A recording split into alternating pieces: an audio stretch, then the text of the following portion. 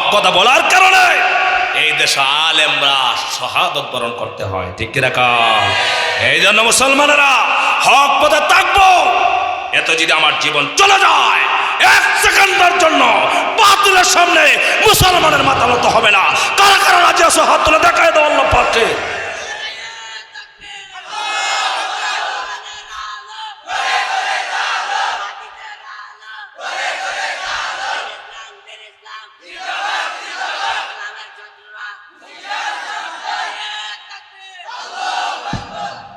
আল্লাহ বলেছেন কোরআন মানলেই শান্তি হবে, না মানলেই অশান্তি হবে।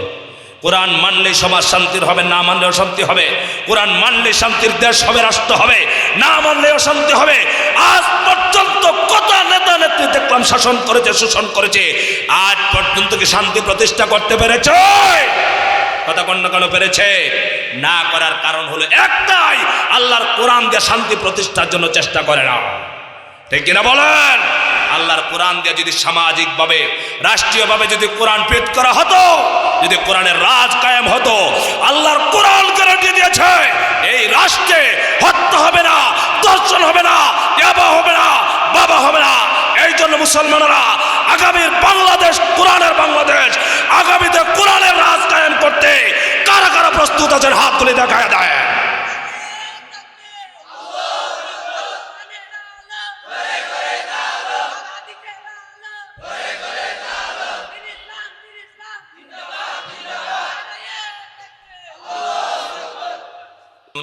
جميع خصاله صلوا عليه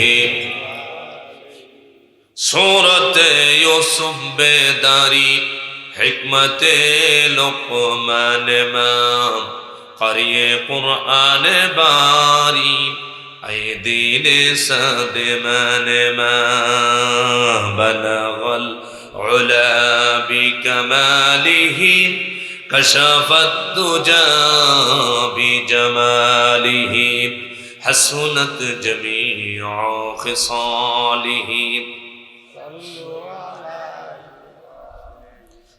আরবের বুকে মক্কার পরে আমিনার জথায় গর, খোদার করুণা কৌসার হই জরচে বারংবার বালাগাল উলা বিকামালিহি কশফত দুজা বিজামালিহি हसनत जमीअ खिसालिही सल्लु अलैहि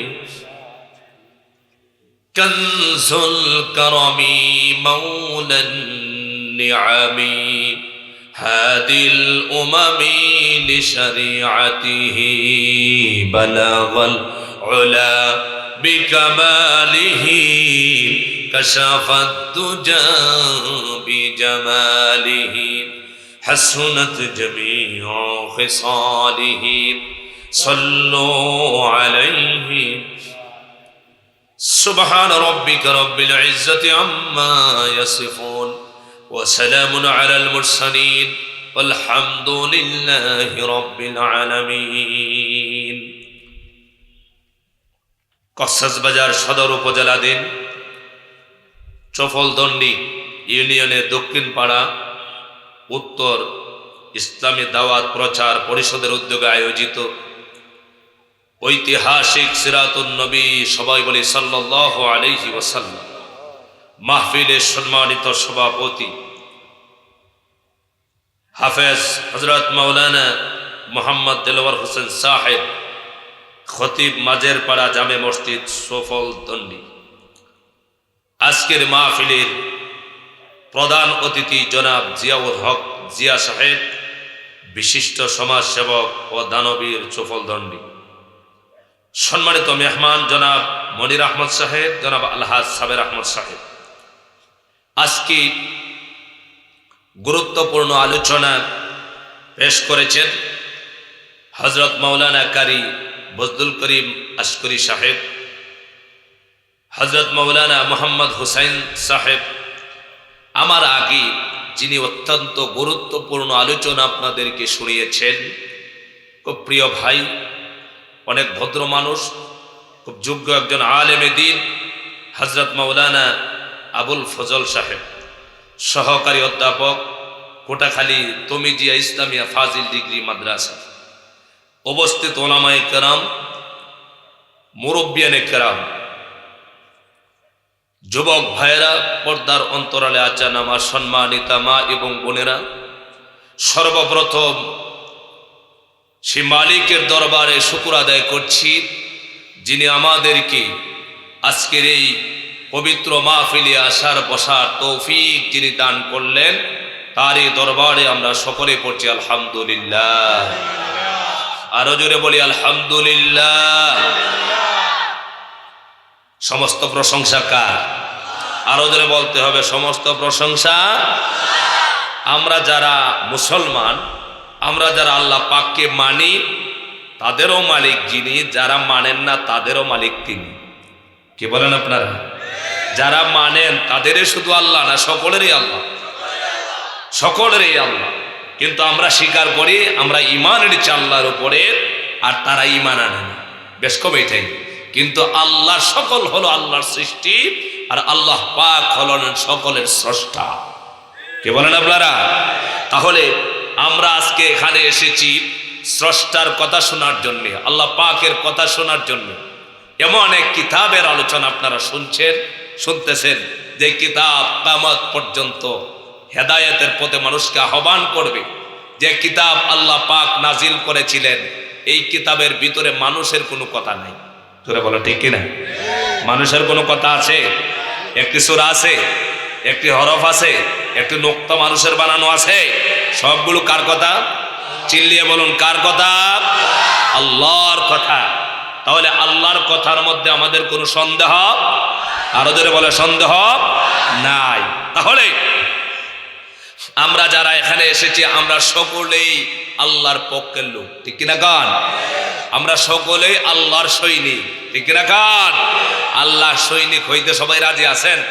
সবাই রাজি আছেন? আল্লাহর সৈনিক হইলে কিন্তু শয়তানের সৈনিক আপনাকে পিটাইতে চাইবে, কথা কন না কেন? তাহলে আল্লাহর সৈনিকরা কি শয়তানের সৈনিকদেরকে মোকাবেলা করার দরকার আছে না নাই?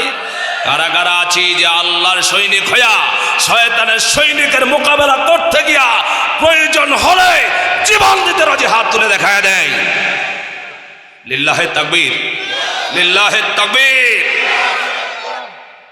আমরা আল্লাহ পাকের সৈনিক হতে চাই। আজকে যে কিতাব আমরা শুনতে এসেছি, এই কিতাবের নাম হলো কোরআনুল কারীম। নাম কি? আর যারা বলতে পারে নাম কি? কোরআনুল কারীম। একটি মাত্র কিতাব, যে কিতাব আল্লাহ পাক নিজে নাজিল করেছেন। হেফাজতের দায়িত্ব কার হাতে? আরো জোরে বলতে হবে, কার হাতে? আল্লাহর হাতে। তাওরাত কিতাব আল্লাহ পাকের কিতাব, জাবুর আল্লাহ পাকের কিতাব, ইনজিল আল্লাহ পাকের কিতাব, কোরআনুল কারীম আল্লাহ পাকের কিতাব। কিন্তু অন্য অন্য কিতাবগুলোর ব্যাপারে আল্লাহ পাক এই গ্যারান্টি দেন নাই যে এইগুলোকে আমি সংরক্ষণ করব। এই জন্য ইহুদি খ্রিস্টানেরা সময়ে সময়ে আল্লাহর অন্য কিতাবগুলোকে পরিবর্তন করে ফেলেছে। আজ এই কোরআন শরীফ নাজিল হওয়ার বয়স হলো প্রায় ১৫০০ বছর। কত বছর? আরো জোরে বলেন, কত বছর? এই ১৫০০ বছরের ভিতরে কোরআনুল কারীমের একটি সূরাও পরিবর্তন হয় নাই। সুবহানাল্লাহ বলবেন না? একটি আয়াত পরিবর্তন হয় নাই, একটি জবর জের, একটি হরফ পর্যন্ত পরিবর্তন কেউ করতে পারে নাই। বলেন সুবহানাল্লাহ। কেন পারে নাই? আল্লাহ পাক নাজিল করে কোরআনকে ছেড়ে দেয় নাই। আল্লাহ বলেছেন, এই কোরআন আমি নাজিল করেছি, হেফাজতের দায়িত্ব, সংরক্ষণের দায়িত্ব স্বয়ং আমি আল্লাহ গ্রহণ করেছি। সুবহানাল্লাহ বলেন না? আপনাদের কি বিশ্বাস হয়? যদি নাস্তিক, মুরতাদ, বেঈমান, কোরআন বিদ্বেষীরা যদি ক্ষমতা থাকতো আর পারত, তাহলে এখন পর্যন্ত এই কোরআন শরীফকে তারা 10 পারায় নামিয়ে নিয়ে আসতো। কথা কন না কেন? কিন্তু তারা পারে না, চেষ্টায় আছে। এই দুনিয়াতে আবু জেহেলের উত্তরসূরিরা আছে না নাই? কথা বলেন, আছে না নাই? আবুল আহাবের উত্তরসূরিরা আছে না নাই? তারা চায় আল্লাহর কোরআনকে বিদায় করতে, কিন্তু কোরআন তো বিদায় করতে পারবে না, তারাই বিদায় হয়ে যাবে। কথা কোন ঠিক না? তারাই বিদায় হবে। যারা কোরআনের বিরোধিতা করবে তারা আল্লাহর কোরআনকে জমিন থেকে বিদায় করতে পারবে না। আমার ভাইরা, আমরা আজকে যে কোরআনুল কারীম থেকে কথা বলার জন্য এসেছি, শোনার জন্য এসেছি, সেই কোরআনুল কারীম এমন এক কিতাব, এই পৃথিবীতে যত বই আছে, যত কবি সাহিত্যিকরা বই লিখেছেন, কোন বইয়ের মধ্যে তাদের কোনো গ্যারান্টি দিতে পারে নাই, পেরেছে নাকি কোন? আজ পর্যন্ত একজন লেখক, গবেষক, সাহিত্যিক এই কথা বলতে পারে নাই আমার বইয়ের মধ্যে কোনো ভুল নাই, আমার লেখার মধ্যে কোনো সন্দেহ নাই, আছে নাকি কোন? বরঞ্চ সব লেখকরা একটা কথাই বলেন, আমার লেখার মধ্যে ভুল হতে পারে, ভুল হলে ধরিয়ে দিবেন। আল্লাহ পাক মানুষের হেদায়েতের জন্য ১৫০০ বছর আগে যে কোরআনুল কারীম নাজিল করেছেন, আল্লাহ তাআলা সর্বপ্রথম বললেন বিসমিল্লাহির রহমানির রহিম, আলিফ লাম মিম, যালিকাল কিতাবু লা রাইবা ফীহি হুদাল লিল মুত্তাকিন। আল্লাহ তাআলা নিজেই এই কিতাব নাজিল করে, আল্লাহ পাক নিজেই গ্যারান্টি দিচ্ছেন আর বলছেন আলিফ লাম মিম হরফে মুকাত্তাত, এই হরফগুলোর অর্থ আল্লাহু আ'লামু বিমুরাদিহি, আল্লাহ পাক ছাড়া কেউ দুনিয়ার জানে না। আল্লাহ তাআলা বলেন এটি এমন একটি কিতাব, যে কিতাবের মধ্যে লা রাইবা ফি, কোনো সন্দেহ নাই, ভুল নাই, ভুলের অবকাশটুকু পর্যন্ত কোরআনুল কারীমের ভিতরে নাই। বলেন সুবহানাল্লাহ। মাত্র একটি কিতাব। কয়টি কিতাব জোরে বলেন? আমার ভাইরা, হাদিসের ব্যাপারে বহুত হাদিস আছে জয়ীফ, বহুত হাদিস আছে দুর্বল। এই জন্য আমাদের দেশে একটি কথা আছে, সহিহ হাদিস এবং জয়ীফ হাদিস আছে না নাই? আরো জোরে বলেন আছে না নাই? কিন্তু আল্লাহ পাকের কোরআন ১৫০০ বছর আগে নাজিল হলো, এখন পর্যন্ত কোনো কাফের পর্যন্ত বলে না কোরআনের ভিতরে একটি আয়াত জয়ীফ আছে। সুবহানাল্লাহ। আমার ভাইরা, এই কোরআনুল কারীম আল্লাহ পাকের পক্ষ থেকে নাজিল করা হলো। এই দুনিয়ার ভিতরে মানুষের উপরে আল্লাহ পাক যত দয়া করেছেন, যত ইহসান করেছেন, মায়া করেছেন, সবচাইতে বড় দয়া, সবচাইতে বড় মায়া হলো আল্লাহ পাক মানুষের হেদায়েতের জন্য কোরআনুল কারীম নাজিল করেছেন। এই জন্য ১১৪টি সূরার ভিতরে আল্লাহর নামে মাত্র একটি সূরা আছে, যে সূরার নাম হলো সূরা রহমান। সূরার নাম কি? সূরা রহমান, দয়াময়ের নাম। দয়াময় করুণাময় আল্লাহ তিনি, যিনি আল্লাহ পাক বলেন আর রহমানু আল্লামাল কোরআন। আল্লাহ সবচেয়ে বড় দয়া হলো আল্লাহ মানুষকে শিখিয়েছেন কোরআন। সুবহানাল্লাহ বলবেন না? আরো জোরে বলেন সুবহানাল্লাহ। আমার সম্মানিত ভাইরা, কক্সবাজার ভাইরা, আপনাদেরকে একটি কথা বলি, এই কোরআনুল কারীম কেন এত বড় নিয়ামত?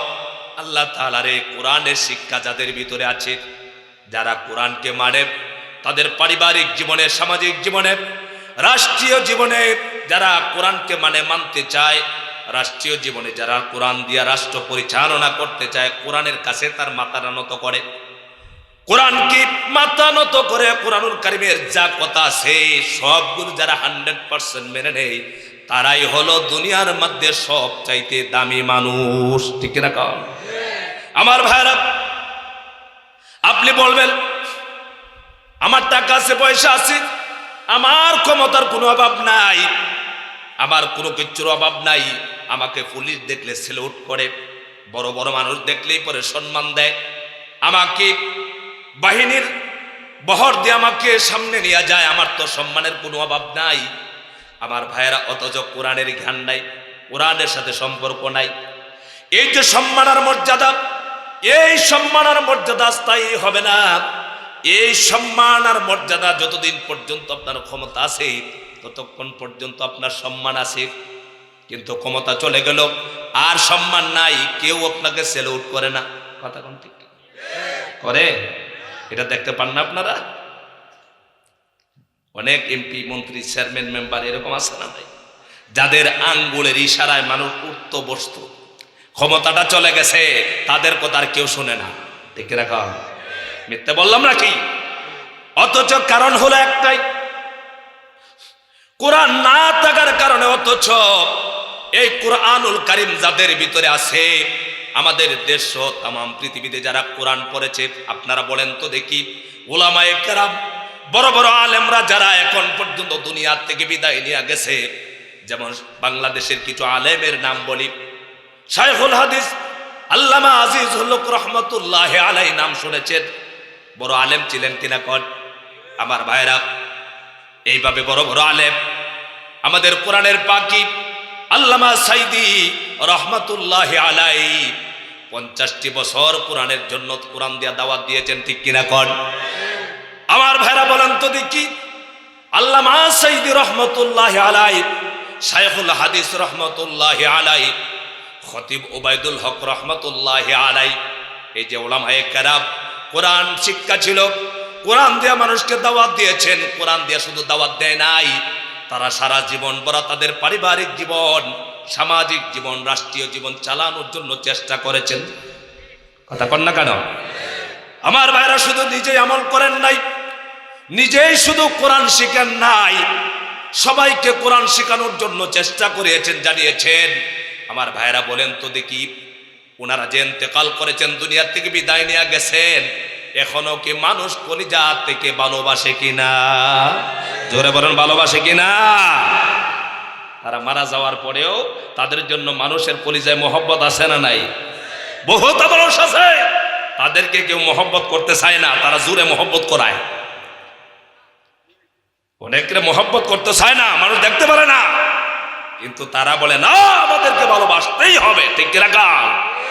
আর কোরআনের পাখিগুলো যখন দুনিয়ার থেকে বিদায় নেয়, হাত শত শত মাইল দূর থেকে তাদের জানাজায় শরীক হওয়ার জন্য মানুষ ট্রলারে, লঞ্চে, গাড়িতে পাগল হয়ে ছুটে যায়।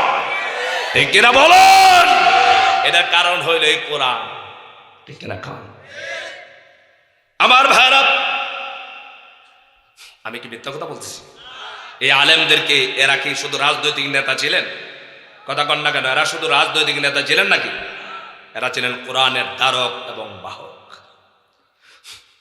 আমার সম্মানিত ভাইরা, সেই কোরআন এমন কিতাব, যে কিতাব মানুষের সাথে লেগে যায়।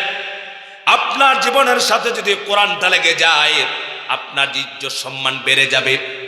কিন্তু কোরআনকে যদি দেখতে পারেন না, কোরআনের সাথে সম্পর্ক আপনার নাই, আপনি কোরআনকে ভালোবাসেন না, কোরআনের কথাগুলো সবগুলো সহ্য হয় না, কিছু কিছু ভালো লাগে আছে, কথা কয় না? আপনারা বলবেন এটা আবার কি বললেন, কিছু কিছু ভালো লাগে। আপনাদেরকে বলে যাচ্ছি, নামাজের ওয়াজ করলে দেখবেন কারো চেহারা কালো হয় না, রোজার ওয়াজ করলে চেহারা কালো হয় না, হজের ওয়াজ করলে চেহারা কালো হয় না, যাকাতের ওয়াজ করলে চেহারা কালো হয় না, তাসবিহ তাহলিল জিকির আজকারের ওয়াজ করলে কালো হয় না, পরকালের ওয়াজ করলে কালো হয় না। যখন এবার আল্লাহ কোরআন নাযিল করেছেন রাষ্ট্র চালানোর জন্য, আসো সবাই মিলে কোরআন দিয়ে রাষ্ট্র চালাতে চায়, তখন এই জঙ্গির তহমত দিয়ে মামলা শিকার হতে হয়। ঠিক রাখা। এটা যারা করে, এরা কি 100% কোরআনকে বিশ্বাস করে? কথা কয় না? বিশ্বাস করলো, মানলো। এই জন্য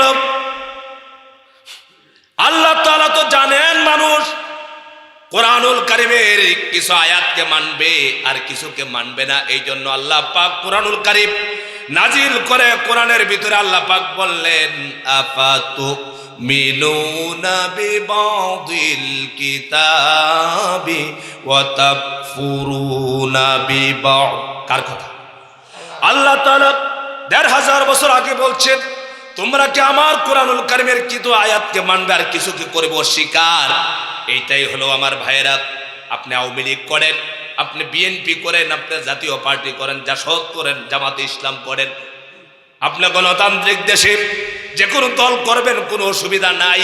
কিন্তু আপনি যদি চান আমি একজন মুসলমানের সন্তান, ঠিক কিনা কন, আমি মুসলমান আছি, মুসলমান হয়ে কবরে যেতে চাই, আমার দল থাকবে দলের জায়গায়, কিন্তু কোরআনের বিরুদ্ধে আমার কোনো কথা হবে না। ঠিক কিনা কন? আপনি যদি মুসলমান হয়ে কবরে যেতে চান, তাহলে কুরআনুল কারীমের একটি আয়াত একটি বিধান লঙ্ঘন করবেন তো দূরের কথা, একটি বিধানের ব্যাপারে চেহারা কালো করবেন তো দূরের কথা, একটি হরফের উপরে যদি আপনি সন্দেহ পোষণ করেন আপনি অনিচ্ছাকৃতভাবেই কাফের হয়ে যাচ্ছেন, ঠিক কিনা? কালে কামাত দিয়ে আমার জীবন শুরু হয়ে গেল। আমার ভাইরা আপনাদেরকে বলছি, যারা কোরআন মানে না, কোরআন দেখতে পারে না, কোরআনের বিরোধিতা করে, যারা মুসলমানদের বইয়ের ভিতরে মূর্তির ছবি আইকা দেয়, এগুলো মাঝে মাঝে মুসলমান নাম আছে, কিন্তু আমার বিশ্বাস এগুলোর একটার কানের মাধ্যমে আজানে কামত দেওয়া হয় নাই, ঠিক গেলা বলুন?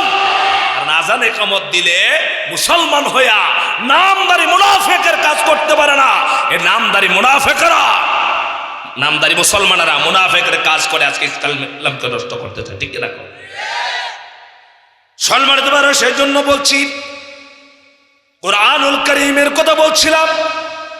এই কোরআন এমন এক কিতাব, যে কিতাবের ভিতরে মানুষের জীবনের সমস্ত বিষয়ের সমাধান আছে না নাই? সবাই বলতে হবে আছে না নাই?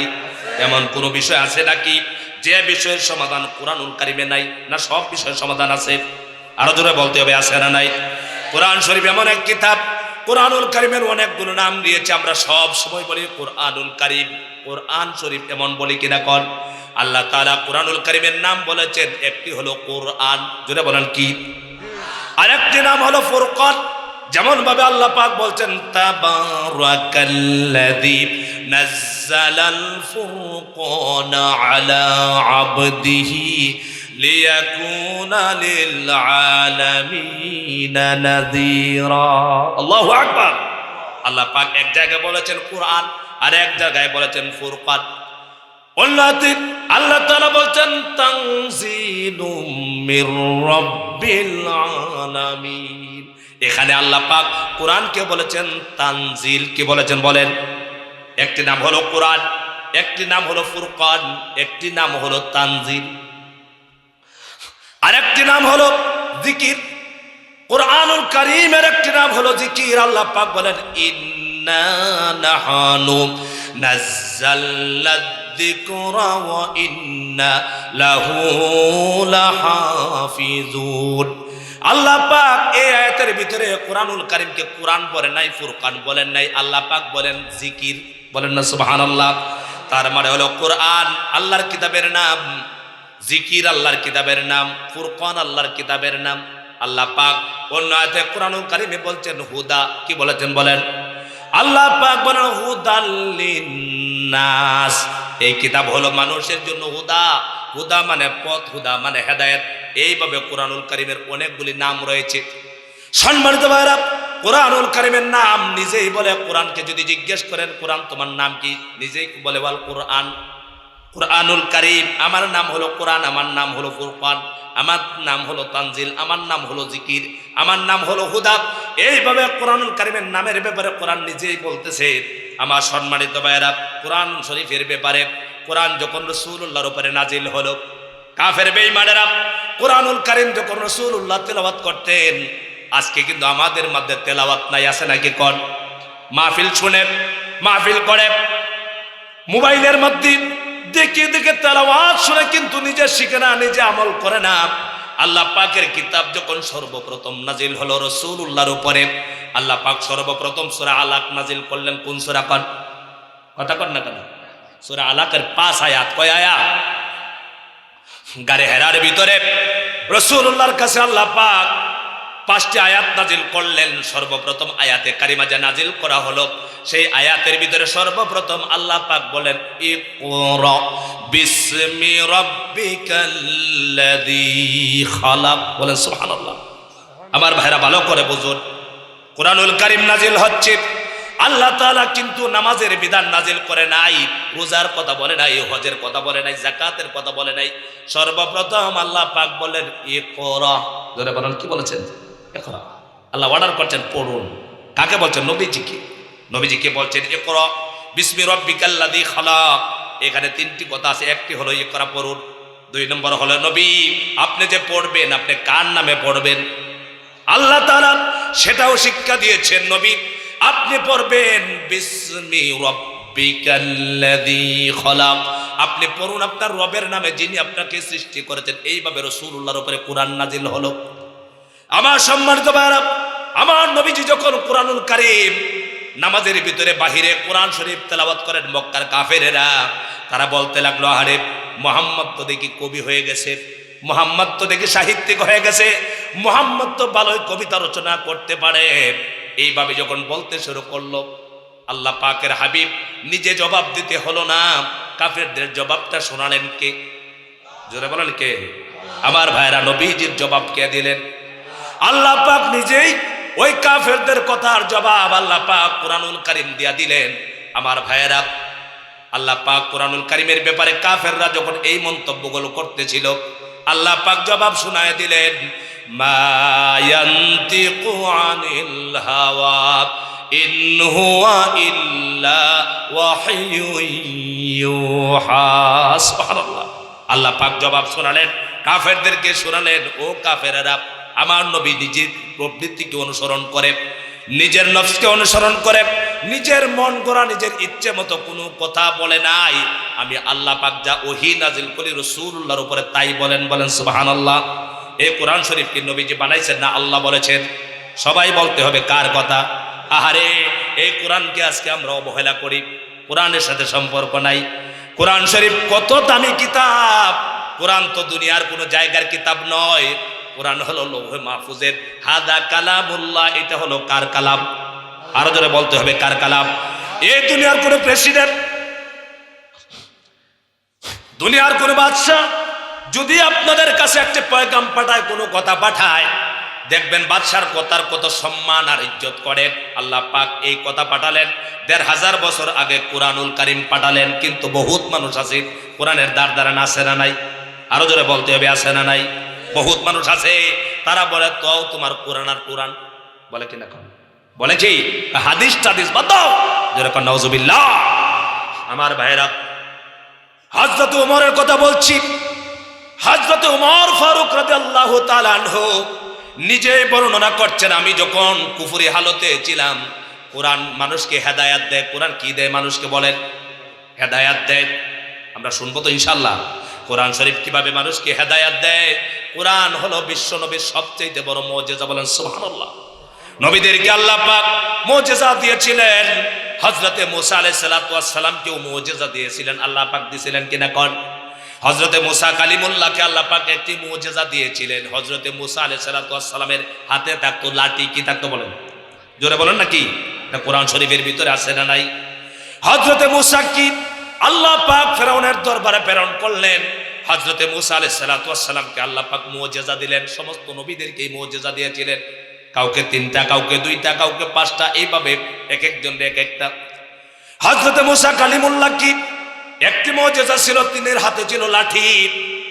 আল্লাহ তাআলা বলছেন, ওয়া মা তিলকা বিয়ামিনিকা ইয়া মুসা। এ মুসা, তোমার হাতে এটা লাঠি কি? তোমার হাতে এটা কি? মুসা আলাইহিস সালাম বলছেন, আমার হাতে এটা লাঠি। অনেক কথা বললেন, সেদিকে আমি যাব না। এক ইহুদির সন্তানেরা, এক পণ্ডিতের সন্তানেরা তার বাবাকে জিজ্ঞেস করে, বাবা, মুসা নবী কি সত্য নবী না মিথ্যা নবী? বাবা বলছি, সন্তানদেরকে ডেকে বলছে, সন্তানেরা, মুসা কি সত্য নবী না মিথ্যা নবী তা যাচাই করার দরকার। যদি তোমাদের হয় প্রয়োজন মনে করো, আমি তোমাদেরকে পন্থা বাতিয়ে দিচ্ছি, তোমরা তা করলে বুঝতে পারবা মুসা নবী সত্য না মিথ্যা নবী। আপনারা বলেন তো দেখি, মুসা আলাইহিস সালাম সত্য নবী না মিথ্যা নবী? সবাই বলতে হবে সত্য না মিথ্যা।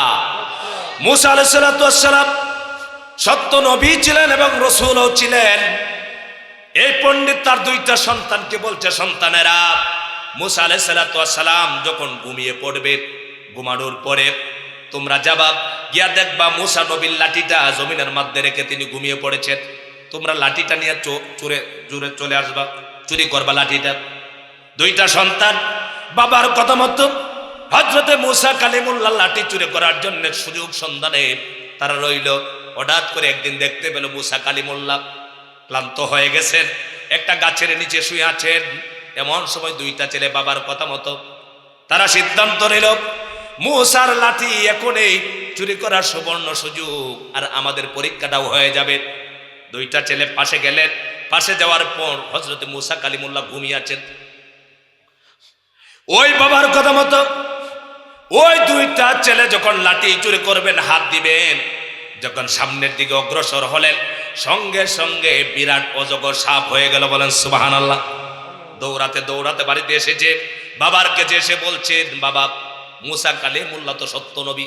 কেমনে হলো? কারণ হলো নবী রাসূলরা ঘুমান না। মুসা নবীর মুজিজা ছিল লাঠি, কিন্তু মুসা আলাইহিস সালাতু ওয়াস সালাম ইন্তেকালের পরে এই মুজিজা শেষ হয়ে গেছে। কিন্তু আল্লাহর হাবিবকে আল্লাহ পাক সবচাইতে বড় যে মুজিজা দিয়েছিলেন কুরআনুল কারীম। এই কুরআনুল কারীম কিন্তু রাসূলুল্লাহর ইন্তেকালের পরও এখনো দুনিয়াতে আছে না নাই? আরো জোরে বলতে হবে, আছে না নাই? আল্লাহর নবীর মুজিজা কুরআনুল কারীম। রাসূলুল্লাহর মুজিজা কেমনে হলো?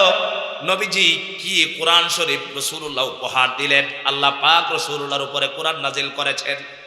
নবীজি কোনো মাদ্রাসায় পড়ে নাই, কোনো মসজিদে পড়ে নাই, কোনো শিক্ষকের কাছে কোরআন পড়ে নাই। কোরআনুল কারীম রাসূলুল্লাহকে শিক্ষা দিলেন স্বয়ং আল্লাহ রাব্বুল আলামিন। আমার ভাইরা, সেই কিতাবের কথা বলছি, রাসূলুল্লাহর মুজিজা। আমার ভাইরা, হযরত ওমর বলছেন, মুহাম্মদুর রাসূলুল্লাহ সাল্লাল্লাহু আলাইহি ওয়াসাল্লাম নামাজ পড়ছিলেন। আমার মনের মধ্যে চিন্তা আসলো, আরে মুহাম্মদ তো দেখা যায় ভালোই কবিতা পড়তে পারে, কারণ কুরআনুল কারীমের আয়াতগুলো সুন্দর করে মিল আছে। দুনিয়াতে এমন একটা গ্রন্থ পাবেন না যে গ্রন্থের মধ্যে এত সুন্দর মিল আছে। ঠিক কিনা কন? বলেন তো, বাংলা একটা বই, একটা কবিতা সুন্দর করে পড়েন না, সারা বই একরকম পড়তে পারেন। একটা কবিরা সাহিত্যিকরা দুই একটা ছড়া বানাইছে ঠিক, কিন্তু সারা বই কি কোরআনের মতো মিলায় পড়া যায়? কথা কন না, কথা পারবেন? উর্দু, ফার্সি, ইংরেজি কোনো বই পড়া যায় না। একমাত্র একটি কিতাব আছে, যে কিতাব একবারে শুরু থেকে সূরা ফাতিহার আলিফ থেকে শুরু করে মিনাল জিন্নাতি ওয়ান নাসের সিন পর্যন্ত মিলিয়ে মিলে পড়া যায়। সুবহানাল্লাহ। কারণ কি? কারণ হলো এই কিতাব কার? হযরত ওমর বলছেন, আমি যখন দেখলাম মুহাম্মদুর রাসূলুল্লাহ সাল্লাল্লাহু আলাইহি ওয়াসাল্লাম অত্যন্ত সুন্দরভাবে সুরলিত কণ্ঠে, আহারে এই কোরআন কত সুন্দর করে সুর দিয়া পড়া যায়। ঠিক কিনা কন? এই পৃথিবীতে আরো যত গ্রন্থ আছে, কোন গ্রন্থকে এত সুর দিয়া সুন্দর করে পড়া যায় না? পড়া যায় না কি কন? পড়া যায় না। আল্লাহর কোরআন পড়া যায়। হযরত ওমর বলছেন, আমি যখন মনের মধ্যে ধারণা আসলো আল্লাহ পাক রাসূলুল্লাহর মাধ্যমে নামাজের ভিতরে আল্লাহর হাবিব হারাম শরীফে নামাজ পড়ছিলেন, সেই সময় নামাজের ভিতরে আমার কথার জবাব দিলেন। বলেন সুবহানাল্লাহ। আসলে জবাবটা কি রাসূলুল্লাহ দিলেন না আল্লাহ পাক দিলেন? জোরে বলেন, কে দিলেন জবাব? হযরত ওমরের অন্তরের খবর কে জানেন? আল্লাহ পাক জবাব শোনাচ্ছেন। আল্লাহ তাআলা বলছেন, ফালা উকসিমু বিমা তুবসিরুনা ওয়া মা লা তুবসিরুন ইন্নাহু লাকাউলু রাসূলিন কারীম। সুবহানাল্লাহ। আল্লাহ তাআলা বলছে, আর যা কিছু তোমরা দেখো, আর যা কিছু তোমরা দেখো না, সব কিছুর শপথ করে আমি আল্লাহ পাক বলছি, ইন্নাহু লাকাউলু রাসূলিন কারীম। নিশ্চয় এই কোরআন একজন সম্মানিত রাসূলের আনিত বাণী। কে বললেন বলেন? হযরত ওমর বলছেন, আহারে এই তো জবাবটা দেখলাম, জবাবটাও তো রাসূলুল্লাহ বলে দিলেন নামাজের ভিতরে। এরপরে হযরত ওমর বলছেন, আমার মনের মধ্যে আসলো, সঙ্গে রাসূলুল্লাহ সাল্লাল্লাহু আলাইহি ওয়াসাল্লাম বললেন, ওয়া মা হুয়া বিকাউলি শাইরিন কলিলাম মা তুমিনুন। আল্লাহ তাআলা বলেন, এটি অবশ্যই কোনো কবির কাব্য নয়, কোনো কবিতার কথা নয়। কথা বললেন কে? এরপরে হযরত ওমরের মনে মনে আসছে, আহারে তাহলে তো এটা গণকের কথা। আল্লাহ তাআলা সঙ্গে সঙ্গে বললেন, ওয়ালা বিকাউলি কাহিন কলিলাম মা তাযাক্কারুন। আল্লাহ পাক এই জবাবটাও হযরত ওমরকে দিয়ে দিলেন, আর বললেন, ওমর রে এটা কোনো গণকের কথা নয়। এরপরে আল্লাহ তাআলা বলেন, তানজিলুম মির রাব্বিল আলামিন। আর এটি হলো বিশ্ব প্রতিপালকের পক্ষ থেকে অবতীর্ণ কিতাব হলো কোরআন। বলেন সুবহানাল্লাহ। আমার ভাইরা, অনুরূপভাবে এই কোরআনুল কারীম এমন কিতাব, যে কিতাব আপনার জীবনে ইহকাল এবং পরকালের সব কিছুর কথা কোরআনের ভিতরে আছে না নাই? আরো জোরে বলতে হবে, আছে না নাই? কোরআন থেকে জবাব শুনতে আপনারা চান নাকি কন? আমার সম্মানিত ভাইরা, আপনারা বলতে পারেন, হুজুর আপনি একটা কিচ্ছা বলেন, একটা ঘটনা বলেন, 1 ঘন্টা পার করে দেন। আমার ভাইরা, কোরআনুল কারীম এমন এক কিতাব, আপনারা বসে আছেন অনেক কষ্ট করে, আমার ভাইরা শীতও কিছু আছে, বসে আছেন, আপনাদেরকে একটা সুসংবাদ শোনায় দেয়। সেটা হলো আমি কোরআন শরীফ পড়তেছি, ওযু করে এসেছি, কোরআনুল কারীমের আয়াতগুলো আপনাদের সামনে তেলাওয়াত করতেছি, যোগ্যতা অনুযায়ী আপনাদেরকে বোঝানোর জন্য চেষ্টা করতেছি। অনেকে আছেন বুঝতেছেন ঠিক কিনা কর আমার ভাইরা, কিন্তু কোরআন হওয়ার কারণে আপনারা শুনতেছেন আর সাথে সাথে যারা পড়তেছেন, আমি তেলাওয়াত করছি আপনারা শুনতেছেন, আল্লাহ রাব্বুল আলামিন আপনাদেরকে সমান সওয়াব দিচ্ছেন, বলেন সুবহানাল্লাহ। তাহলে আজকে আমরা লস হবে না লাভ হবে? আমরা যদি শুনি কোরআন শরীফের আয়াতগুলো তাহলে লস হবে না লাভ হবে? বহুত আছেন যারা কোরআন শরীফের এই আয়াতগুলো পড়তে জীবনেও পারেন নাই, ঠিক না কারণ আমার ভাইরা। তাহলে আসুন, আল্লাহ পাকের কোরআন কি সুন্দর করে কথা বলে। কোরআন কথা বলে না, বলে কিনা কার? তাহলে কোরআনের কথাগুলো আমরা শুনি। আল্লাহ তাআলার কোরআন শরীফের সাথে আপনি কথা বললেন, আপনি কোরআনকে প্রশ্ন করলেন। কোরআন আপনার এলাকায় আমি যখন এসেছি, আমাকে অনেক ভাইরা জিজ্ঞেস করেছেন, হুজুর আপনার বাড়ি কোথায়? জিজ্ঞেস করেন না? আপনার এলাকায় একজন এসেছেন, আসার পর আপনি প্রথমেই দেখে বলবেন আপনার বাড়ি কোথায়। দ্বিতীয় নম্বর স্টেপে মানুষ জিজ্ঞেস করে তুমি কি এর জন্য এসেছো, জিজ্ঞেস করে কিনা কর, কোথায় থেকে এসেছো, কার কাছে এসেছো, কিসের জন্য এসেছো। আল্লাহ পাকের কিতাবও তো এক জায়গা থেকে এসেছে কিনা কর, না দুনিয়াতে ছিল? কথা কন না কেন? দুনিয়াতে ছিল না আসছে? আসছে। এখন আমরা প্রশ্ন করব কোরআনকে, কোরআন তোমার সম্পর্কে একটু জানতে চাই। আল্লাহর কোরআন কি? আপনি জিজ্ঞেস করলেন কোরআন তোমার বাড়ি কোথায়, তুমি কোথায় ছিলে? আল্লাহ পাকের কোরআন আপনাকে জবাব দিয়ে দেয়, আর কেউ জবাব দেওয়ার দরকার নাই। আল্লাহ পাক বলেন বাল হুয়া কুরআনুম মাজিদুন ফি লাউহিম মাহফুজ। সুবহানাল্লাহ। আল্লাহ তাআলা বলছেন এটা এমন একটি কিতাব, বরং এটা মহান কোরআন লৌহে মাহফুজে সংরক্ষিত ছিল। কোথায় ছিল বলেন? কোরআনে জবাব দিয়েছে আমি ছিলাম লৌহে মাহফুজে, আমি দুনিয়াতে ছিলাম না। কোথায় বলেন? লৌহে মাহফুজে। কোরআন শরীফে আপনি জিজ্ঞেস করলেন কোরআন তুমি লৌহে মাহফুজ থেকে কখন আসলা, কোন মাসে আসলা? আল্লাহর কোরআন থেকে আপনি জবাব শুনতে পারবেন। আল্লাহর কোরআন বলবে শাহরু রমাদানাল্লাযী উনজিলা ফীহিল কুরআন হুদাল লিন-নাসি ওয়া বায়্যিনাতিম মিনাল হুদা ওয়াল ফুরকান। সুবহানাল্লাহ। কোরআন শরীফ আপনাকে জবাব শুনিয়ে দিয়েছে আমি আছি রমজান মাসে। কোন মাসে কোন? কোরআন শরীফ নাযিল হয়েছে কোন মাসে? কোরআন শরীফকে আপনি প্রশ্ন করলেন কোরআন রমজানুল মুবারকে তুমি এসেছো, বুঝলাম, কিন্তু কোন রাতে আসছো? প্রতি রাতে আসছো না, কোন রাতে তুমি প্রথম নাজিল হলে? কোরআনুল কারীম আপনাকে জবাব শোনায়। কোরআনুল কারীম বলছে ইন্না আনজালনাহু ফি লাইলাতিল কদর। আল্লাহ পাক বলেন নিশ্চয়ই আমি এই কোরআন নাজিল করেছি লাইলাতুল কদরের রাত্রিতে। বলেন সুবহানাল্লাহ। কোন রাত্রিতে কোরআন নাজিল হয়েছে বলেন? জোরে বলেন না, কোন রাত্রিতে? কদরের রাত্রিতে। এবার কোরআনকে আপনি প্রশ্ন করলেন কোরআন তুমি এসেছো লাইলাতুল কদরের রাত্রিতে, তুমি নাজিল হয়েছ, কার উপরে নাজিল হয়েছ? আল্লাহ পাকের কোরআন আপনাকে জবাব শুনিয়ে দিচ্ছে নুজিলা আলা মুহাম্মদ, আমি নাজিল হয়েছি মুহাম্মদুর রাসূলুল্লাহ সাল্লাল্লাহু আলাইহি সাল্লামের উপরে কোরআন নাজিল হলো। আবার ভাইরা আপনি এবার কোরআনকে আপনি জিজ্ঞেস করলেন কোরআন তুমি নাজিল হইলা, ঠিক, তুমি তো নাজিল হইলা, তুমি যে নাজিল হয়েছ কোরআন বুঝতে পেরেছি, কিন্তু তুমি কেন নাজিল হইলা, তোমার কারণটা কি? আল্লাহ পাকের কোরআন নিজেই জবাব দেয় ইন্না আলিফ লাম রা কিতাবুন আনজালনাহু ইলাইকা লিতুখরিজান নাসা মিনাজ যুলুমাতি ইলান নূর। আল্লাহ পাকের কিতাব বলেছে আমি এজন্য নাজিল হয়েছি অন্ধকারের পথভ্রষ্ট পথহারা মানুষদেরকে আলোর দিকে আনার জন্য। বলেন সুবহানাল্লাহ। আমার ভাইরা কোরআন কি আপনি জিজ্ঞেস করলেন কোরআন রে তোমাকে পড়তে হলে কি করতে হবে? আল্লাহ তাআলার কোরআন বলেন আমাকে পড়তে হলে তুমি পবিত্রতা অর্জন করতে হবে। লা ইয়ামাসসুহু ইল্লাল মুতাহহারুন।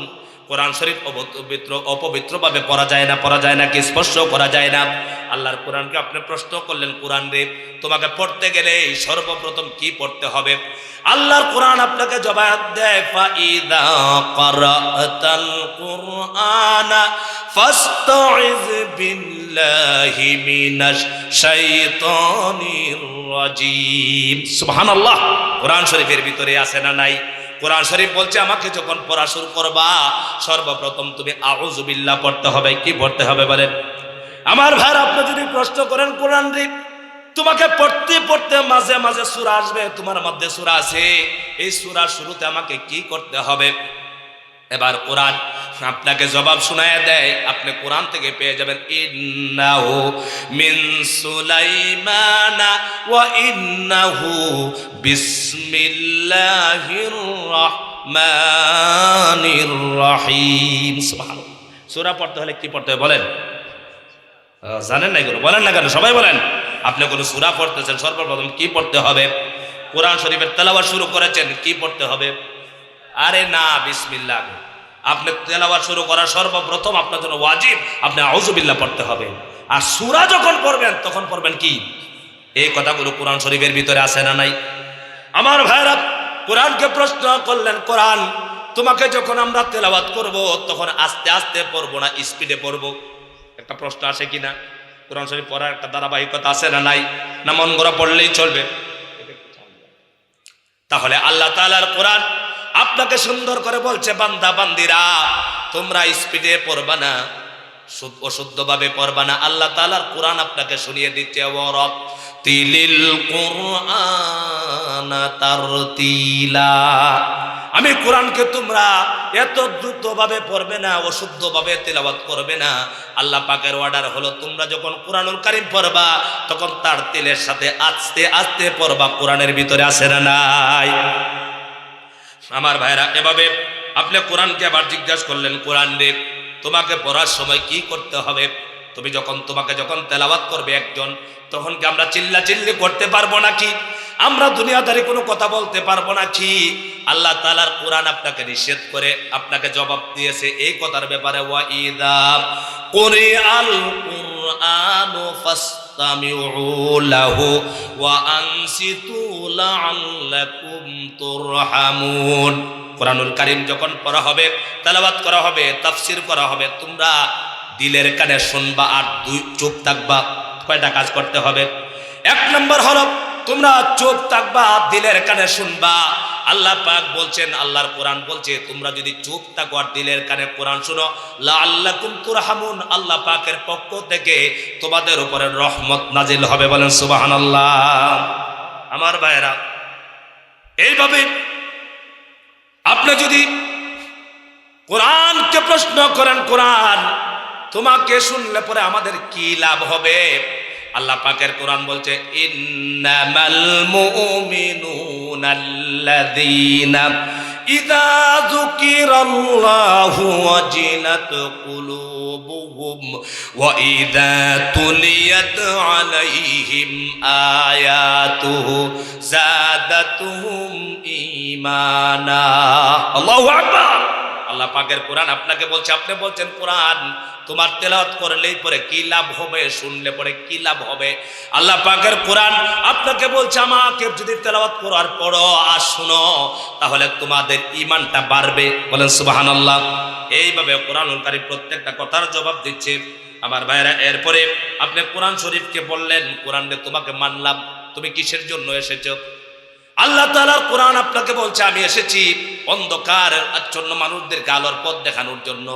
এবার কোরআন শরীফকে আপনি বললেন, কোরআন তোমাকে যদি মানি আমার পারিবারিক জীবনে, সামাজিক জীবনে, রাষ্ট্রীয় জীবনে, তাহলে আমাদের শান্তি হবে না অশান্তি হবে? এমন একটা প্রশ্ন আসে কিনা?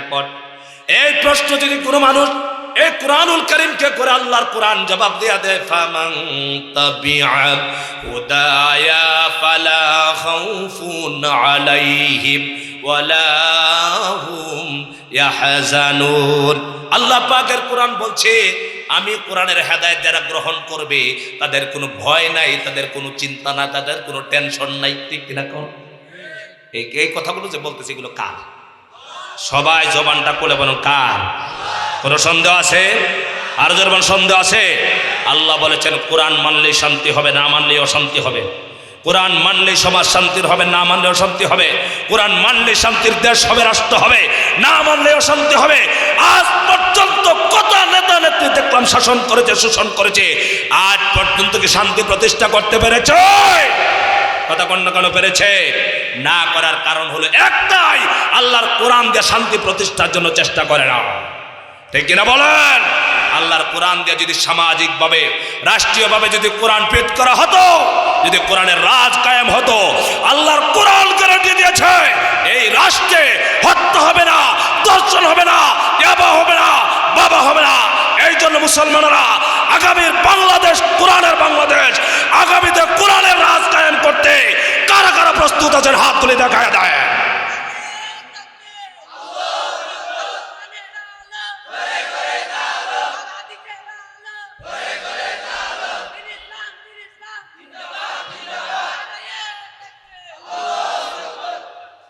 আমার ভাইরা, কোরআনের সমাজে একমাত্র দিতে পারে শান্তি। আপনাদের বিশ্বাস আছে? কথা কন না কেন? বিশ্বাস আছে তো? কারণ কোরআনের সমাজ কায়েম করেছিলেন রাসূলুল্লাহ সাল্লাল্লাহু আলাইহি ওয়াসাল্লাম। যে সমাজের মধ্যে দর্শন ছিল না, খুন খারাপি ছিল। আজকে গেছে 14ই ফেব্রুয়ারি বাংলাদেশে, ঠিক কিনা কন? আজকে দেশে ভূমিকম্প হয়েছে। কথা কয় না কেন? ভূমিকম্প মানে কি জানেন? চরিত্রের ভূমিকম্প হয়েছে। লুচ্চা লুচ্চি গুলি দেখছেন ফুল দিয়ে, আজকে ফুলের দাম নাকি 100-200 টাকা হয়ে গেছে। অথচ এই দেশকে আমরা কার দেশ বলি? মুসলমানের দেশ না হিন্দু রাষ্ট্র? কথা কয় না কেন? আমি দেখতে পাচ্ছি আপনারা মন খুব খারাপ করে বসে আছেন। আমার মনে হচ্ছে কথাগুলো আপনাদের ভালো লাগতেছে না। ওই মেয়েরা যারা ফুল দিচ্ছে, যে মেয়েগুলো, যে ছেলেগুলোকে ফুল দিচ্ছে, এগুলো কি আমেরিকা লন্ডন থেকে এসেছে না বাংলাদেশের মানুষের সন্তান? এই জন্য যাদের ছেলে মেয়েগুলো ছেড়ে দিয়েছে রাস্তাঘাটে, খবর নাই আমার ছেলে আমার মেয়ে কার হাতে ফুল দেয়, বিয়ের আগে ফুল দেয়, ঠিক কিনা কান? আমার বাইরে কোরআনের রাজ, কোরআনের সমাজ যদি কায়েম হতো, আল্লাহর কোরআনের শপথ করে বলছি, এই দেশে 14ই ফেব্রুয়ারি ভালোবাসা দিবস পালন হতে দেওয়া হতো না। কিন্তু কি হয়েছে? শুধুমাত্র একটি আইন যদি করা হতো, আপনারা বলেন 14ই ফেব্রুয়ারি ভালোবাসা দিবস পালন করলে সব হয়? কথা কয় না সব হয়? আমি আপনাদেরকে স্পষ্ট ভাষায় বলছি, সারা বছরে যত জেনা ব্যভিচার হয় না, তার চাইতে ডাবল হয় শুধু 14ই ফেব্রুয়ারি একটা দিবসে। কথা কন না কেন? এই দেশে গজব ভূমিকম্প কেন আসবে না? আল্লাহ পাক এই দুনিয়াতে যেখানে জেনা ব্যভিচার হয়, যেখানে অত্যাচার হয়, মানুষের উপরে জুলুম করা হয়, সেই দেশে আল্লাহ পাকের আসমানি গজব পাঠায় দেয়। যে গজবকে মোকাবেলা করার কত মতো ক্ষমতা এই দুনিয়ার কোনো শাসক শ্রেণীর নাই, ঠিক কিনা বলেন? কারণ কোন বাহিনী দিয়া আল্লাহর একটা প্রাণীকে মোকাবেলা করার কেউ পারে নাই, ঠিক কিনা বলেন? নমরুদের মতো, সাদ্দাদের মতো, ফেরাউনের মতো বাহিনী, আব্রাহার মতো বাহিনী তারা পারে নাই। কোন বাহিনী দিয়া মোকাবেলা আল্লাহর গজবকে করা সম্ভব নয়। আল্লাহর গজবের মোকাবেলা একমাত্র করতে পারে তাওবা করলে, ইস্তেগফার পড়লে। কথা কয় না কেন? এই গুনাহগুলোকে বন্ধ করতে হবে। এই জন্য আমার ভাইরা, এই গতকালকে দেখলাম ফরিদপুরে না কোন জায়গায় রাজবাড়িতে একটা মোটর সাইকেলের পিছন থেকে পড়ে ছিটকে রয়েছে। বুঝতে পারছেন? এটা গেছেন তার বয়ফ্রেন্ডের সাথে, গার্লফ্রেন্ড পিছনে বয়ে গেছে। তো বয়ফ্রেন্ডে যে মোটর, তো তার তো আর হুশ নাই, হুশ আছে নাকি? কথা কয় না কেন? কারণ পিছনে লইছে হুর, দুনিয়ার ফসা হুর পিছনে নিছে। তো আর দেখেন কিছু যুবকরা যখন মেয়েদেরকে মোটরসাইকেলে পিছনে নেয়, তো এটার দেখবেন একটু পাওয়ার বাইরে যায়। কথা কয় না কেন? এটার গিয়ার যদি তাকে 5টা, বোঝা যায় যে এটার গিয়ার হইল 10টা। কারণ পিছেদের নিচে লেডিস আর হে হইল লেডাস। কথা কয় না কেন? আছে না নাই? আর এখন পর্যন্ত যত মেয়েরা মোটর সাইকেলের পিছন থেকে পরে মরছে, বেশিরভাগ হলো এগুলার অবৈধ সম্পর্ক রেখে গেছে। কারণ সামনে যেগুলো নিয়ে যায় মোটর সাইকেলটা, এগুলোর হুঁশ থাকে না, এটারে প্রথমে কোথায় নিয়ে উঠবে নিয়ে। কথাগুলো শুনতে যদিও তিতা লাগে, এখানে একটা যুবক, এখানে শিল্পী যে কথাগুলি বলেছে 100% সত্য কথা বলেছে, কিন্তু দেখছি বহুতের চেহারাটা কালো হয়ে গেছে। হক কথা কিন্তু ভালো লাগে না। আর হক কথা বলার কারণে এই দেশে আলেমরা শাহাদত বরণ করতে হয়, ঠিক কি রাখা? এই জন্য মুসলমানেরা হক পথে থাকবো। এত যদি আমার জীবন চলে যায়, এক সেকেন্ডের জন্য বাতিলের সামনে মুসলমানের মাথা নত হবে না। কারা কারা রাজি আছো হাত তুলে দেখায় দাও আল্লাহ পাককে।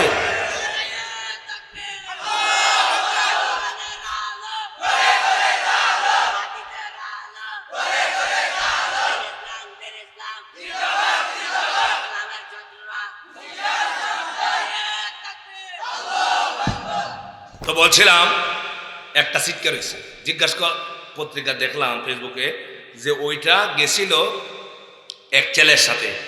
তো ছেলের পিছন থেকে যখন পড়ছে, এটা যখন মারা গেছে তখন আর ওই ছেলে থাকবে না কেন? কারণ ওর তো কোনো কাবিন নামা নাই আছে।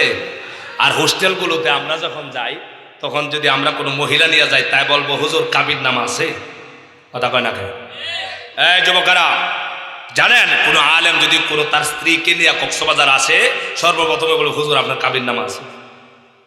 কিন্তু অসংখ্য ছেলেরা বিয়ে বহির্ভূত জেনা ব্যভিচার করার জন্য মেয়েদেরকে নিয়ে যায়, একটাকে জিজ্ঞেস করে তোর কাবিন নামা আছে কিনা।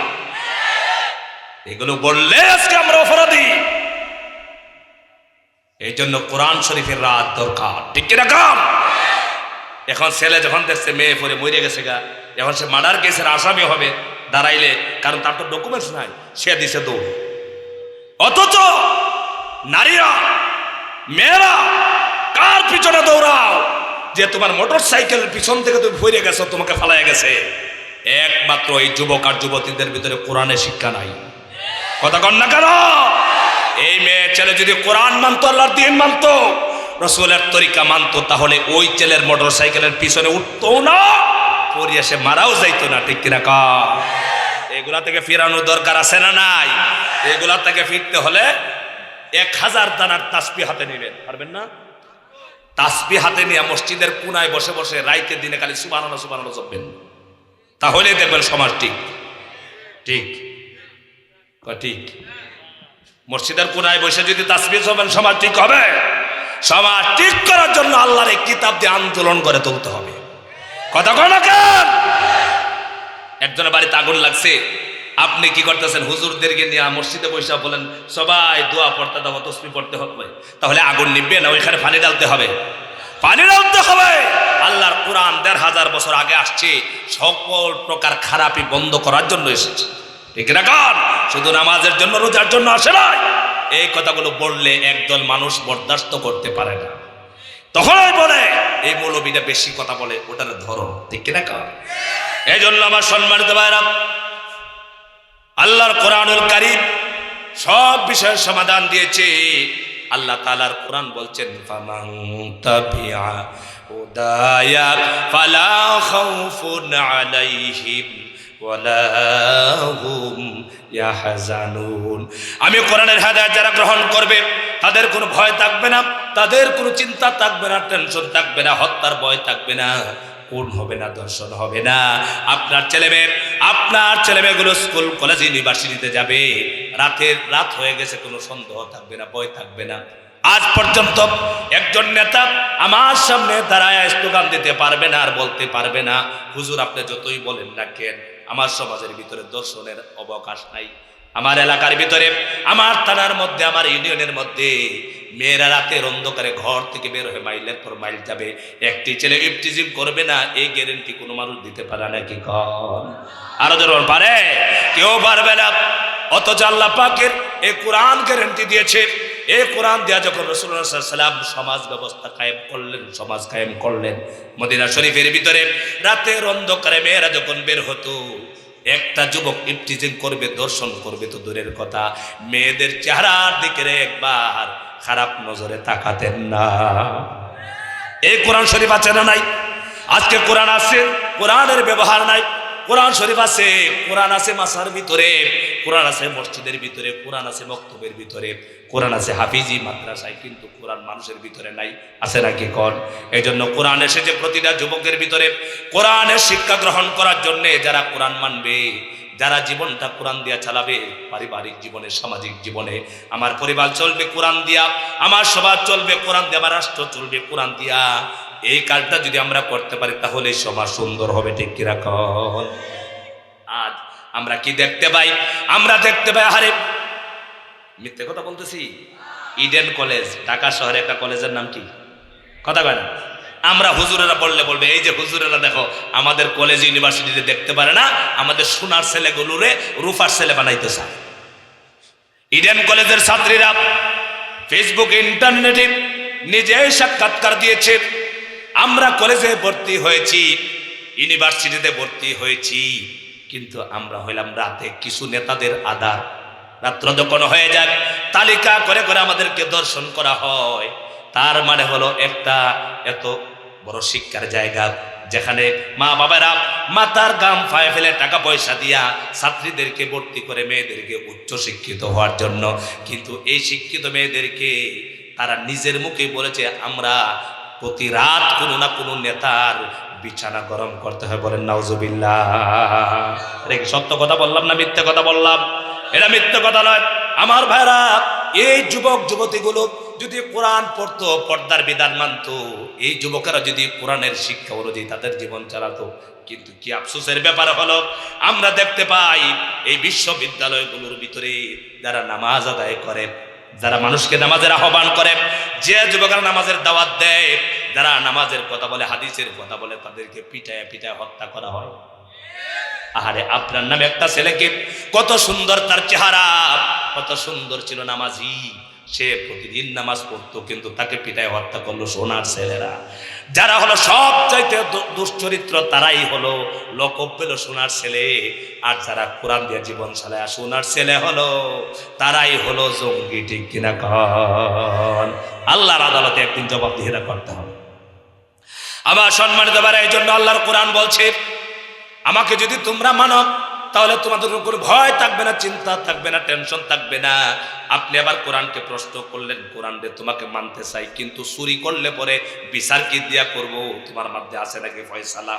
আল্লাহর কোরআন আপনাকে বলবে, আপনার কি আপনি জবাব দিবে? কোরআন বলবে আমার ভিতরে ফয়সালা আছে, চুরি হইলে পরে কি বিচারটা করতে হবে। আল্লাহর কোরআন বলে ওয়াসসারিকু ওয়াসসারিকাতু ফাকতুউ আইদিয়াহুমা। আল্লাহ পাকের কোরআন আপনাকে জবাব দেয়, কোন সুর যদি ধরা পড়ে, কি ধরা পড়ে বলেন? আমার ভাইরা, এগুলোর প্রতি আপনাদের কোনো অনীহা আসতেছে, কোনো সন্দেহ আসতেছে? ডাইরেক্ট আল্লাহর কিতাব থেকে বলছি। আল্লাহ সিদ্ধান্ত দিয়েছেন যদি চোর ধরা পড়ে, সাক্ষী প্রমাণে মিলে যায়, তাহলে আল্লাহর বিধান হলো তার হাত কেটে দাও। এটা কি মানুষের আইন না আল্লাহর আইন? আরো জোরে বলতে হবে, সবাই বলেন কার আইন? হাত উঁচু করেন, কার আইন? এই আল্লাহর আইনকে বদল করার মতো ক্ষমতা দুনিয়ার কারো আছে? এই আল্লাহর আইন। কিন্তু আপনারা বলবেন আমাদের দেশ তো আল্লাহর আইনে চলছে না, আল্লাহর আইনে, আমাদের দেশের আইনের বিরোধিতা করছি না, কিন্তু আমাদের দেশের আইন বই যেটা, এই আইন বইটা রচনা করলো, বানালো আমাদের দেশের মানুষ, ডক্টর কামালের মতো ব্যক্তিরা। ঠিক কিনা কন?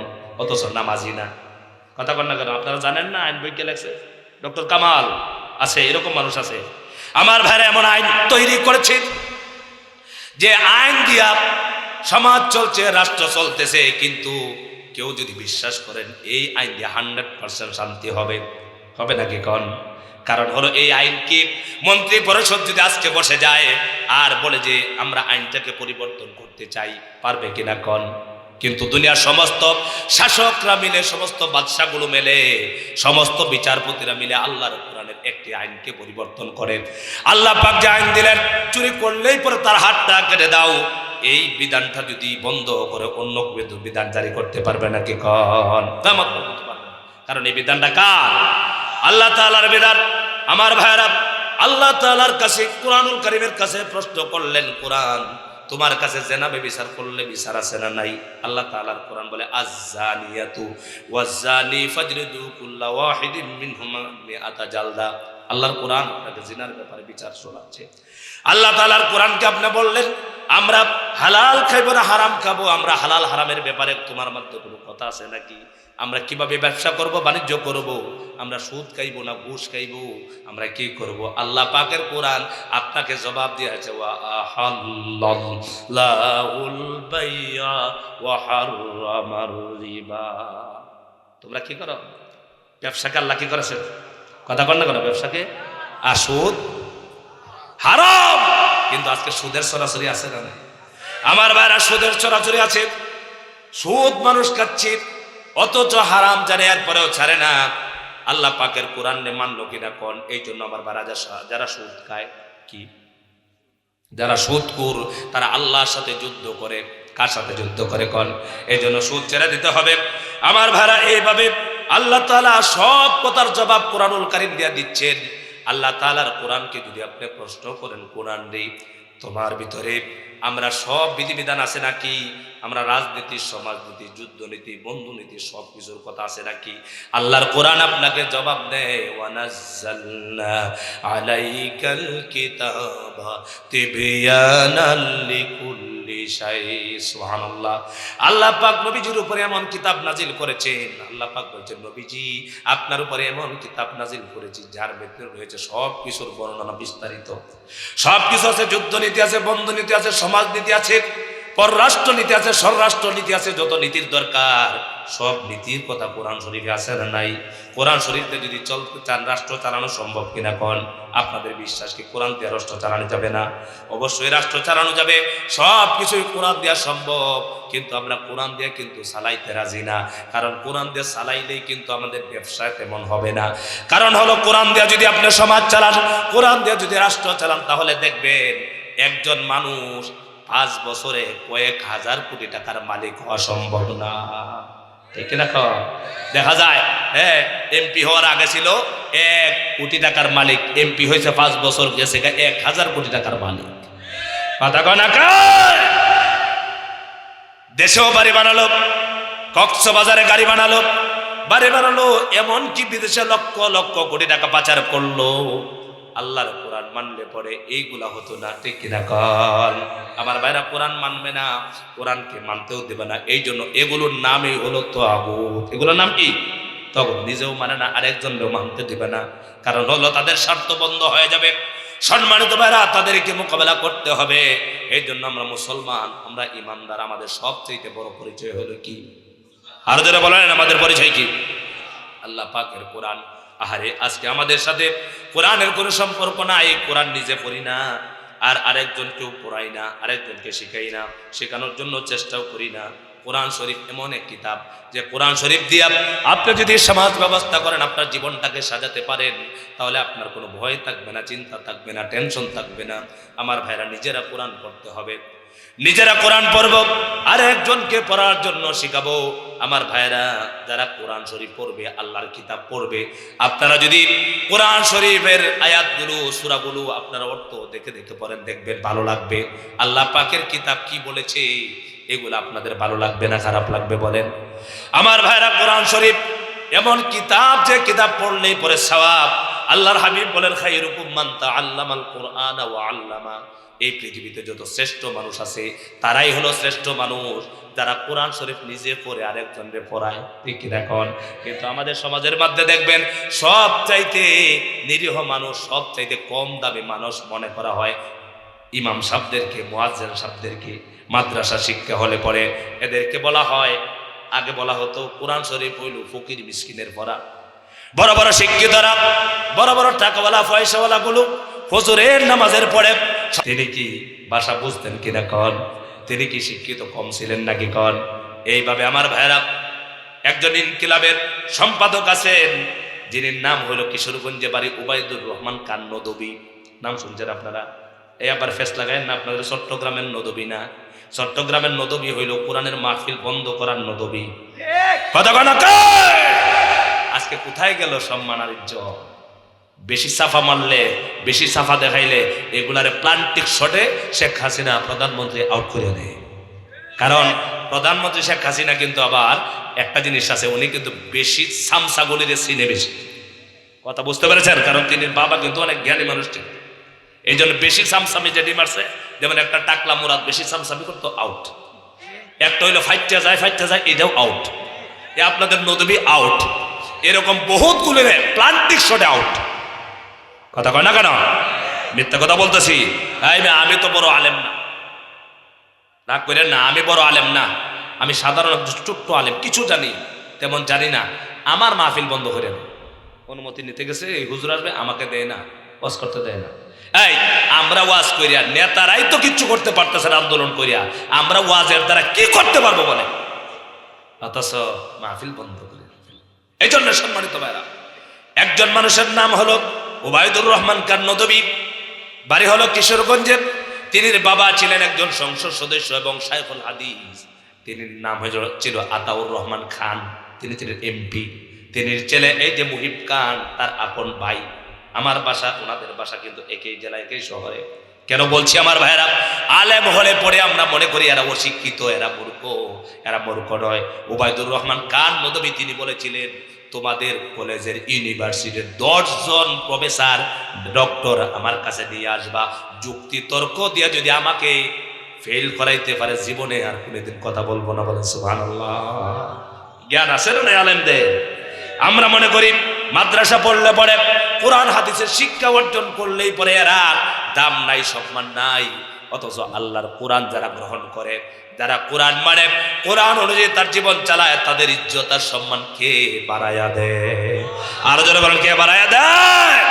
আল্লাহ যেটা বাড়ায় এটা কিন্তু কমে না, ঠিক না? কম। একটা আছে আসলি, একটা আছে ফসলি, একটা আছে নকলি। বুঝতে পেরেছেন? বলেন, একটা আছে আসলি, কি আছে? আর একটা আছে নকলি, একটা আছে ফসলি। তো আসলি হইল যেমন দেখবেন মেয়েরা বহু মেকআপ করে না, বিউটি পার্লার আগে মেকআপ করে না? মেকআপ করার পরে আমার এক উস্তাদ বলছিলেন, মেয়ে দেখতে গেলে বলবা অজু করে ফেলো। মেয়ে দেখতে গেছে কি করতে হবে? বলো অজু করে আসো, যাও। তো অজু করলে মেকআপ শেষ। কথা কয় না গায়ে? কালো মেয়ে হইয়া সুন্দরী সাজে ধোকা দেওয়ার কোনো সুযোগ। আসলে সুন্দর না, কিন্তু সুন্দর নিজে নিজে হয়ে গেছে, ঠিক রাখান। আর আসল সুন্দর আল্লাহ পাক যাকে দিয়েছে, রূপ যাকে যেটা দিয়েছে, এটা বদলানোর কোনো সুযোগ। আমার ভাইরা, কোরআন শরীফের সাথে যদি সম্পর্ক আমাদের থাকে, আমাদের ইজ্জত যেটা বাড়বে, এটা আসলি ইজ্জত। কথা কয় না? এইটা মরলে পরে আমার জেলে নেয়া, জেলখানায় নেয়া, চুরির অপবাদ, ডাকাতির অপবাদ, দর্শনের অপবাদ, কত জাতের অপবাদ দেওয়ার পরেও কোটি কোটি মানুষ এই দর্শনকারীর জন্য পাগল। কথা কয় না কেন?